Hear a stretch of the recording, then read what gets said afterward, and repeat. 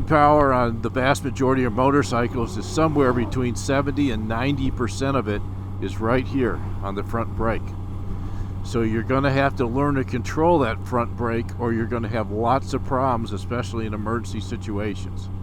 The rear brake is very supplemental. It's especially used for slow maneuvers. But if you're relying on the rear brake to save your life, you are in big trouble. Hello and welcome to SoulFuel. On this edition, we're going to be focusing on, at the end of every ride, the most important thing you can do is come home alive. That's on this edition of SoulFuel. Do you have a death wish? Has anyone ever said that to you? You know, at best they're uninformed, and at worst they're just being dishonest. Look, I'm a son, I'm a husband, I'm a father, I'm a grandfather. People are counting on me, and they're counting on you to get back home alive. In this video, let's talk about some things that are so important in order to get back home alive. So again, welcome to SoulFuel. My name is John. I think this is the most important video I've done thus far.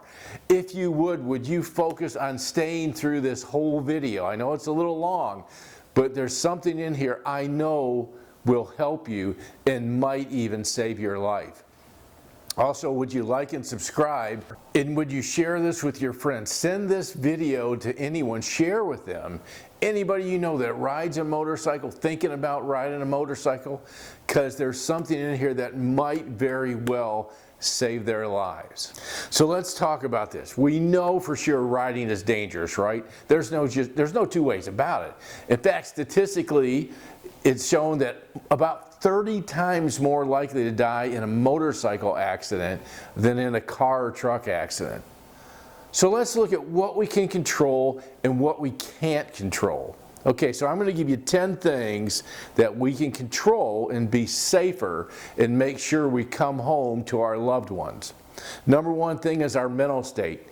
Guys and gals, we need to be focused when we ride a motorcycle. If you're really upset, if you got your head somewhere else at work or some other thing, and that's all you can think about, please, please, please do not get on your motorcycle. You need to be focused. You need to be sharp. You need to be aware of your surroundings and what's going on. And that is not the time to ride a motorcycle. That's a recipe for disaster. Now, I know I go to ride a motorcycle to relax, but I'm talking about when you're so preoccupied, that's all you're thinking about, you're so upset.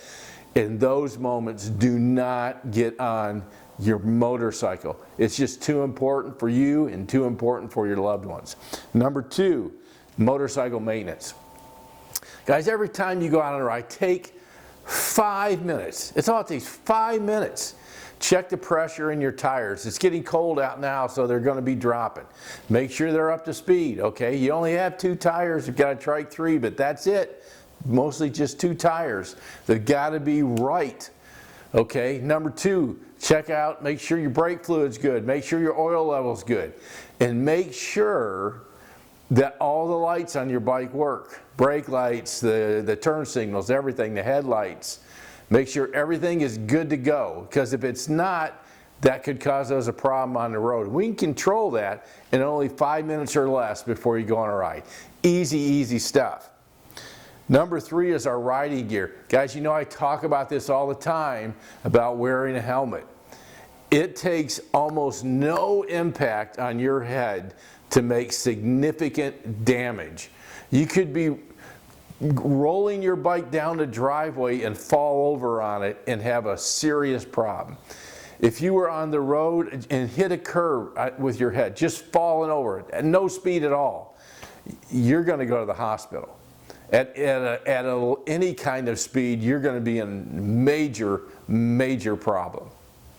Guys, take it from me, I was a pastor. I know I've been in hospital rooms where people have been on motorcycles with no helmet, and it can be absolutely devastating what you see and how their lives are changed and how their loved ones' lives are changed in an instant that could have been helped dramatically by wearing a helmet.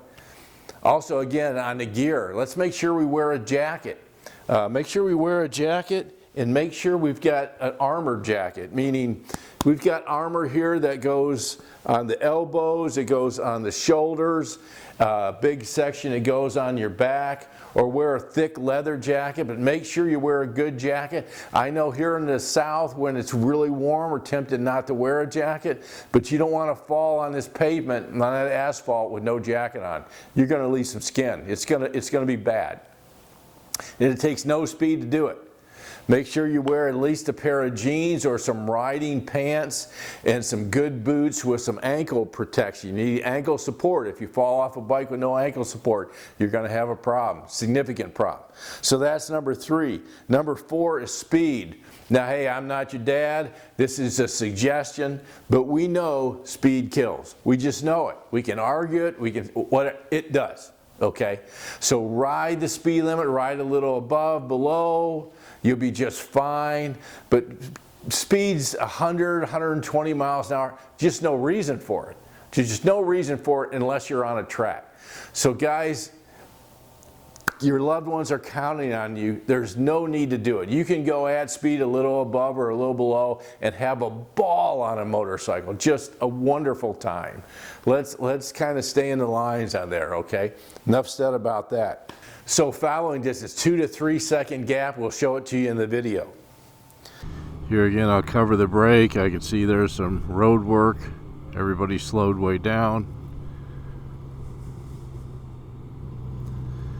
Give a good 2 to 3 second gap. And you really have no issue here. Number 6, lane splitting or riding recklessly. Now in some states, lane splitting is legal, so the drivers in the cars are looking for it. But the vast majority of states, it's not. And you know what I mean, especially if it's not, and you've got a car up here and a car here, and they're going slow, and you want to get around, and you kind of zip in between them. That is super dangerous. No reason for it. Just, hey, I've done it, I know. No reason for it, okay? Just relax, take a few moments, you'll get your space, and you'll be able to do it in a safe manner. Why take the risk? In an instant, just like that, one of those cars could pull out, and your life and your loved ones' lives could be changed forever. Just no reason for it. These are things we can control. Number 7, being sober. Hey, drink as much as you want, do your thing. It's not my business, but I'm just telling you, when I ride my bike and I go past in the country here, there's a bar specific I've seen on the side of the road, and when there are motorcycles in the parking lot, it just upsets me. There's no need to drink alcohol and ride a motorcycle. Guys, you can control that. Do it at home, relax on your porch, whatever, okay? But don't ride your motorcycle if you've been drinking. You need all your faculties, you need to be focused, you need to be ready to go. Because it's dangerous enough out there without having that influence you. Number 8, the most important thing on the whole list, covering the front brake. Covering the front brake. Now I use 2 fingers, some people use 1, some people use 3. Don't use 4 because then you're lacking some palm control. But I'm going to insert a video here of why you cover your brake. But here's a quick story. I had a guy that I met at MSF class, and he had been riding for 20 years, and he had been told never to use the front brake, never to use it because you go over the handlebars. Guys, a modern bike, 60 to 90% of the stopping power is in the front brake. You got to learn how to control the front brake. You got to control both brakes, and you need to know how to cover so you can rapidly employ that front brake and you know how to use it. People use 1, some people use 3. Don't use 4 because then you're lacking some palm control. But I'm going to insert a video here of why you cover your brake. But here's a quick story. I had a guy that I met at MSF class, and he had been riding for 20 years, and he had been told never to use the front brake, never to use it because you go over the handlebars. Guys, a modern bike, 60 to 90% of the stopping power is in the front brake. You got to learn how to control the front brake. You got to control both brakes, and you need to know how to cover so you can rapidly employ that front brake and you know how to use it. One of the biggest things to stay safe is to keep your gap. You keep your gap by monitoring your speed. You see over here again, I just have my fingers resting on the front brake. So if I needed to, some reason, emergency brake, I'm already there and I can progressively squeeze instead of being like this and having to try to jab at it, which a lot of people will do, and then you'll squeeze too hard and potentially lock up your wheel, dive your front end too much. Either way, a lot more chance of hitting something that way or losing control of the motorcycle. Number 9, avoiding intersections. Guys, intersections are the most dangerous place to be on a motorcycle.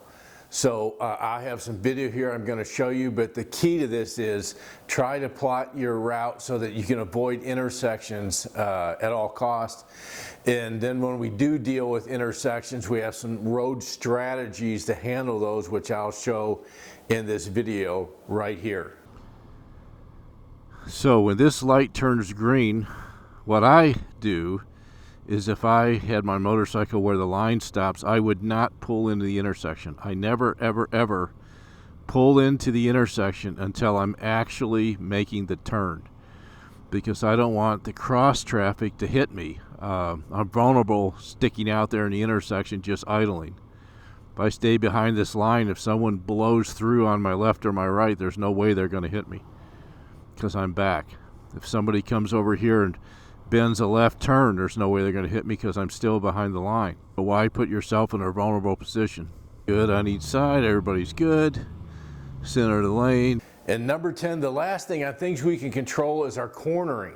Did you know that about 40% of all motorcycle accidents don't involve any other vehicle? It's a motorcyclist going wide into a curve and off the road. So we need to be able to control how we corner the motorcycle, negotiating the turns and the twisties. There's a lot of videos on this. I'm going to talk a little bit in just a second in a video clip. But the main thing here is to get control of your motorcycle, to slow down into the curve, to look where you want the motorcycle to go and to negotiate that curve properly. So it takes a lot of practice, and this is one of the most crucial skills you need as a motorcyclist, is to negotiate a curve, because by far and away it's the #1 reason people crash on a motorcycle. So we just talked about 10 reasons or 10 things that we can control. Now let's take a look at 4 things that we don't have any control over. Okay, the first one is distracted drivers. You and I see this every day. We ride by someone and they're looking at their phone, right? Stay away from those people. So try to stay away from anybody that's distracted. If they're weaving in the road, if they can't stay in their lane, get away from them. Get as far away in the lane and forward or behind as you can. Just get away from distracted drivers, because they're a problem. I don't even let them try to get behind me. I get out of the way. Number 2, drivers under the influence. Very similar to a distracted driver, right? Same kind of thing. They can't stay in their lane. They can't stay at a steady speed. Just completely get away from people like this, because you can't control them, and they can cause lots and lots of problems for you. Number 3 is the road conditions. You could have gravel in the corner. You could have potholes. You could have oil. Kind of goes with the cornering here, that if we plan ahead and plan it, you know what, there may be gravel in that corner, then the strategy is to take the center of the lane as we're turning and not the inside, so that we're not surprised by gravel. Why don't we just avoid it altogether? If we don't even see it, we don't even know it's there, no problem. Take the center of the lane and you won't have a problem with gravel, hardly ever. So there's one thing we can't control, but we have a strategy to deal with it. And then the last thing is animals, right? Animals can pop up at any time, especially on backcountry roads. Another good reason to cover your front brake so you can respond as quickly as possible and not have to jab at it and then lock up the bike. So those are 4 things we can't control. So guys, again, I know this has been a longer video. I appreciate you staying up to this point. Would you like and subscribe? And please, this could save somebody's life. So share it with everybody you know, everybody who rides a motorcycle or is maybe interested in riding.